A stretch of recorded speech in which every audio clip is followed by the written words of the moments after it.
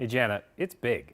It's been decades since we've hosted this event, so organizers know it might not be as recognizable as a Super Bowl or a Final Four, but make no mistake, they say it will feature some of the best hockey in the world, bringing in hundreds of thousands of people and tens of millions of dollars in the process.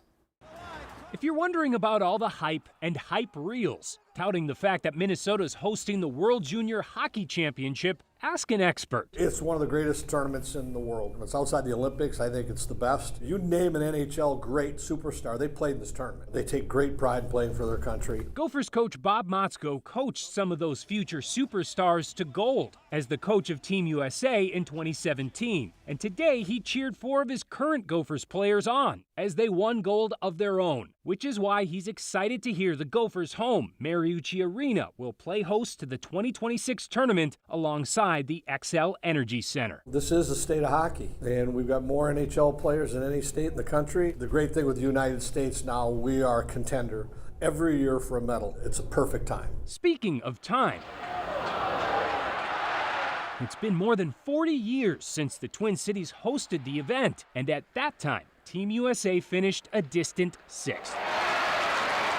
Why has it been so long since the Twin Cities hosted this event? I think part of that, Kent, is because we formed Minnesota Sports and Events 3.5 years ago. So there's much more of a focus on bringing these events than there ever has been before. And CEO Wendy Blackshaw says years of planning paid off with today's big announcement in Sweden. I cannot tell you how excited we are to be sitting up here. I'm literally pinching myself. In addition to hosting the tournament in St. Paul and Minneapolis, she says there will be exhibition games across the state and much more happening off the ice. We're doing a fan fest at Rice Park in St. Paul. We're doing a fan fest probably in Xcel Energy Center. We're doing all of these community events that don't just bring in people to go to the games, but a lot of other activities that people can be a part of. And though we do have to wait a couple of years, she also believes the timing is perfect. This event happens at a time when hotel occupancy in St. Paul is typically about 5% this time of year. So hundreds of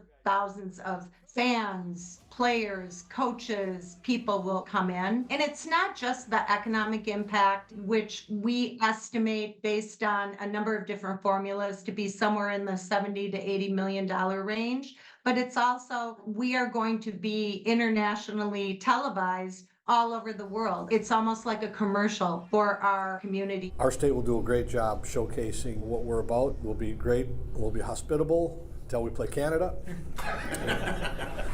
And it'll be fabulous.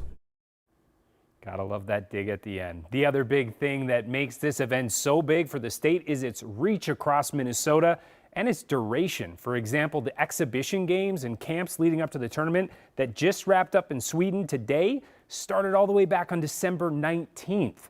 And those pre-tournament games could take place in Rochester, Duluth, and other cities outside the metro area. You get the idea, Jana. Yeah, it's that realization for many that it's almost like a hockey Olympics that lasts an entire month for the whole state. It really spreads itself out.